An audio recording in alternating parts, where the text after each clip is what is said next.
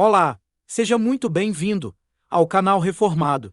Aqui você aprenderá a teologia de uma maneira simples. Inscreva-se, deixe seu like e o compartilhe. Vamos para o vídeo.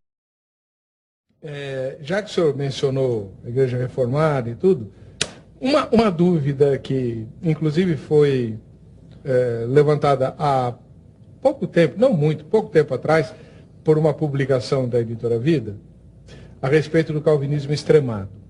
Né? Então, eu queria que o senhor é talvez o maior especialista em calvinismo aqui no Brasil, pelo menos dos que eu conheço. Né? O senhor, doutor Heber, meu ilustre xará, né? Meu ilustre, ele é ilustre. O Sínodo de Dort, que tem aqueles famosos 5 pontos que o senhor vai falar, porque com certeza, se eu for falar, eu vou errar. O Sínodo de Dort é equivalente ao calvinismo extremado? Eu acho que não. O Sínodo de Dort foi, na verdade, uma reação a um grupo chamado Remonstrantes, que eram discípulos de Jacobus Arminius, que era um professor de teologia na Holanda. O Arminius, ele mesmo nunca publicou nada nessa linha. Foram os alunos dele que tomaram as anotações de sala de aula e publicaram material e apresentaram ao Sínodo da Igreja Reformada da Holanda numa remonstrância, quer dizer, um pedido de consideração. O que eles queriam é que a Igreja Reformada da Holanda revisse a sua soteriologia, que é a doutrina da salvação, e que era calvinista. Então, eles argumentaram, em cima dos ensinos de Armínio, exatamente os pontos. Primeiro, que a predestinação ela é condicional, na verdade, começando pelo primeiro, que o pecado do homem o afeta de fato, mas não o impede, não tolhe o seu livre-arbítrio. O homem é livre para escolher entre o bem e o mal, apesar de pecador. A predestinação é baseada na presciência. Deus viu quem ia usar esse livre-arbítrio e aí predestinou para a salvação. Cristo morreu por todos, para dar oportunidade àqueles que haveriam de escolher a salvação. O Espírito Santo pode ser resistido. A graça não é irresistível. Uma pessoa pode se recusar. Deus pode querer salvar alguém e essa pessoa pode dizer que não quer ser salva e vai prevalecer a vontade do homem. E por isso, o último ponto, que o homem pode perder a salvação. Da mesma forma que ele tem livre-arbítrio para dizer eu quero, ele pode também dizer não quero mais e perder. Então, esse é o arminianismo. Esse é o arminianismo. Então, esse último ponto, inclusive, parece que não era defendido por Armínio, mas os remonstrantes, os discípulos dele é que incluíram esse último ponto. Né? E eles apresentaram essa proposta ao Sínodo de Dort, que se reuniu durante bastante tempo, teólogos capacitados discutiram e responderam esses pontos. Então, a resposta é o que ficou conhecido como os 5 pontos do calvinismo, que é, primeiro, a depravação é total. O pecado atingiu a gente de tal maneira que o homem ele não é mais livre para escolher, ele é sempre inclinado para o mal. Portanto, não se pode falar de um arbítrio que seja livre, porque é inclinado para o mal. Logo, a predestinação não pode ser na base da presciência, porque se Deus for deixar para ver quem vai escolher, ninguém vai. O homem é contra Deus. Então, a predestinação não é baseada na presciência, mas na soberana vontade de Deus, que nos é misteriosa. Terceiro, Cristo morreu por todos, no sentido de que há poder no sangue dele para salvar todo pecador, mas eficazmente ele morre pelos eleitos, por aqueles que vão crer. Deus, no tempo certo, chama irresistivelmente os eleitos pela pregação da palavra ou quem quer que outro método que ele queira, e porque a salvação, então, do começo ao fim é obra de Deus, o homem não pode perdê-la, porque Deus teria que mudar o seu propósito. Então, isso foi erroneamente chamado os 5 pontos do calvinismo. Eu vou dizer porque é erroneamente chamado. Porque dá a impressão que o calvinismo é só isso. E dá a impressão que foi Calvino que escreveu isso aí. Não foi. Foram discípulos de Calvino. Calvino já tinha morrido. Já tinha morrido, fazia 100 e poucos anos, né?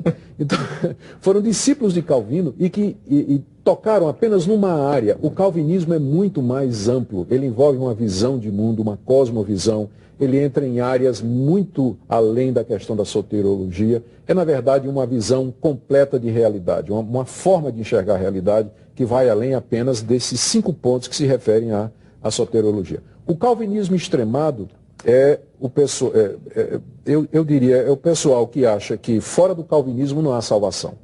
Eu, por exemplo, eu não tenho dificuldade em considerar os arminianos como irmãos em Cristo. Acho que eles estão equivocados, porque na hora que eles se ajoelham para dizer a Deus, para orar, eles vão dizer assim, Deus, eu te agradeço porque o Senhor me salvou. Mas peraí, foi Deus que lhe salvou ou foi você, quando você decidiu o que você queria? Então, para mim, de joelhos, um calvinista e um arminiano não tem diferença. Ele está diante de Deus, ele sabe que ele foi salvo pela graça. Então, eu considero os arminianos como meus irmãos em Cristo. Mas tem calvinistas que acham que não, fora do calvinismo não tem salvação. Isso aí eu considero o hipercalvinismo, calvinismo exagerado, exacerbado. Eu não penso que esse era o pensamento de João Calvino. Isso é uma extrapolação indevida, inclusive. Então, já que a gente está nesse assunto, indo um pouquinho além, a dupla predestinação foi ensinada por Calvino ou não? Essa é uma questão que os calvinistas se perguntam até hoje. Porque quando você lê as Institutas de Calvino e quando você lê os comentários de Calvino, tem hora que Calvino parece dizer que Deus predestinou tanto para a salvação quanto para a condenação. E tem hora que Calvino parece dizer que a predestinação ela é para a salvação, não haveria necessidade de Deus predestinar para a condenação, porque o homem, pelos seus pecados, já está perdido. Então a predestinação seria apenas para a salvação. Então os herdeiros de Calvino brigam entre si para saber qual deles, qual grupo está correto. O pessoal que a gente chama de supralapsarianos e o pessoal que se denomina infralapsariano. O infralapsariano, se o latim aqui não me foge, é o que diz que a predestinação ela é feita depois da queda. Na sequência lógica na mente de Deus. E o supra, que foi feito antes. O supra é o da dupla predestinação e o infra é o que acha que a predestinação é somente para a salvação, não haver necessidade, já que o homem está perdido, da predestinação para o inferno. Eu, pessoalmente, sou dessa última posição. Eu creio que a eleição é para a salvação. Deus, quando decidiu eleger, ele fez isso contemplando a humanidade perdida. Não havia necessidade de predestinar para a condenação. O homem vai para o inferno por sua responsabilidade. E se ele é salvo, é pela graça de Deus. E ele termina com a citação de Malaquias, capítulo 1, de 2 a 3, arrematando, dizendo, como está escrito, amei Jacó e me aborreci de Esaú. A palavra de Deus falhou? Não, de jeito nenhum. Na verdade, ela se cumpriu nos israelitas que creram em Jesus. Eles são os herdeiros da promessa. Eles são o verdadeiro Israel de Deus. Eles são os verdadeiros filhos de Abraão. É neles que a palavra de Deus, as promessas de Deus se cumprem. Portanto, não vamos pensar que a palavra de Deus falhou. Só que quando Paulo diz, amei Jacó, mas aborreci Esaú, os judeus arminianos na hora disseram, isso é injustiça. Não é? Isso é injustiça. Amei Jacó e me aborreci de Esaú, não tinham feito nenhum bem, nenhum mal, isso é injusto. Verso 14, que diremos, pois, a injustiça da parte de Deus? Ele já está antecipando o questionamento que seria feito lá na igreja de Roma, na hora que chegasse nessa passagem aqui.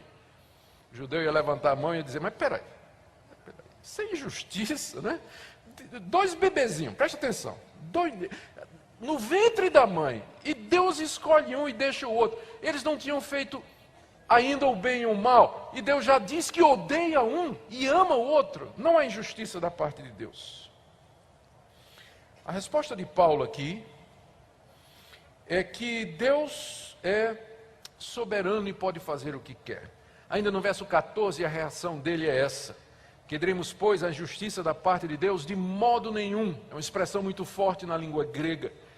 Que não aconteça, é traduzido em algumas versões, absurdo, não, é impossível pensar isso. Quer dizer, é uma reação muito forte de Paulo, a própria ideia de que Deus é injusto. E aqui, para falar sobre essa escolha de Deus de Jacó e não de Esaú, ao falar disso, ele diz primeiro, ele cita aqui uma passagem de Êxodo, Êxodo 33, a partir do verso 19, vamos ler o texto todo. Ele diz a Moisés, terei misericórdia de quem me aprover ter misericórdia, e compadecer-me-ei de quem me aprover ter compaixão. Aí ele explica, assim, pois, não depende de quem quer ou de quem corre, mas de usar Deus a sua misericórdia. E aí ele cita outra passagem, agora de Êxodo, capítulo 9, da seguinte maneira, porque a Escritura diz a Faraó, para isso mesmo te levantei, para mostrar em ti o meu poder, e para que o meu nome seja anunciado em toda a terra, ou por toda a terra. E aí ele explica de novo, logo ele tem misericórdia de quem quer e também endurece a quem lhe apraz. Aqui Paulo está pregando expositivamente, né? A pregação expositiva consiste nisso, você ler o texto bíblico e explicar o seu sentido. E mostrar o seu impacto, quais são as suas implicações. E é isso que ele está fazendo. Ele pegou algumas passagens do Antigo Testamento, ligadas entre si pelo mesmo tema, e expõe o significado delas. Primeira passagem, aí de Êxodo 33, quando Deus apareceu a Moisés, naquela teofania extraordinária, e Deus disse quem ele era, declarou seus atributos e disse, eu terei misericórdia de quem me aprover ter misericórdia, e compadecer-me-ei de quem me aprover ter compaixão. Nessa autorrevelação de Deus a Moisés, no Antigo Testamento, Paulo percebe esse ponto, que o exercício da misericórdia salvadora de Deus está ligado ao seu propósito. Deus exerce a sua misericórdia para com quem Ele quer. Em outras palavras, Ele não tem o dever ou a obrigação de exercer misericórdia com todos e, na verdade, com ninguém, por causa da situação de pecado em que se encontra a raça humana. Por isso, o exercício da misericórdia salvadora de Deus é alguma coisa que depende da sua soberana vontade, depende do seu querer, do seu propósito, daquilo que Ele determinou. A misericórdia não é uma coisa que nós merecemos e que, portanto, Deus está obrigado a dar indistintamente a todos, mas é alguma coisa que Ele dá a quem Ele quer. Essa é a resposta que Paulo dá a quem diz assim, Deus é injusto porque amou Jacó e aborreceu Esaú, quando os dois não tinham feito nem o bem nem o mal. É o que ele explica no verso 16, não depende de quem quer ou de quem corre, mas de usar Deus a sua misericórdia. Aqui ele coloca a salvação como sendo, em última análise, o efeito do exercício soberano da misericórdia de Deus. Não depende de quem quer ou de quem corre. É claro, muita gente então vai ler aqui e vai dizer, quer dizer que se eu chegar no céu, na porta do céu, dizendo, Deus, eu quero entrar, eu me arrependi dos meus pecados, eu creio em Jesus Cristo, o arcanjo Miguel vai pegar lá o iPad dele, vai ver lá e dizer, teu nome não está aqui, então você não foi eleito, você não pode entrar. É claro que nós sabemos de outras passagens da Bíblia, que os que querem e os que correm só farão isso por causa da misericórdia. Somente quando Deus derrama sua misericórdia sobre o pecador de Romanos 1, que nós vimos, é que ele se arrepende, que ele passa a querer, a desejar e correr atrás, arrependido dos seus pecados. O verso 17 é o episódio em que que Deus fala a Faraó através de Moisés, dizendo, para isso mesmo te levantei, para mostrar em ti o meu poder e para que o meu nome seja anunciado por toda a terra. Nós sabemos do episódio lá ocorrido no Egito, como Moisés tenta tirar o povo de Deus da escravidão do Egito, é resistido por Faraó. Há passagens que dizem que Faraó endureceu o seu coração e há outras passagens que dizem que Deus endureceu o seu coração. Paulo resume tudo aqui dizendo que o alvo de Deus com esse endurecimento, que não exclui o autoendurecimento de Faraó, foi para que Deus mostrasse a sua glória. Ou seja, Deus mostra misericórdia e endurece quem Ele quer, com o objetivo de mostrar a sua glória, e a conclusão dele no verso 18. Logo, Ele tem misericórdia de quem quer e também endurece a quem lhe apraz.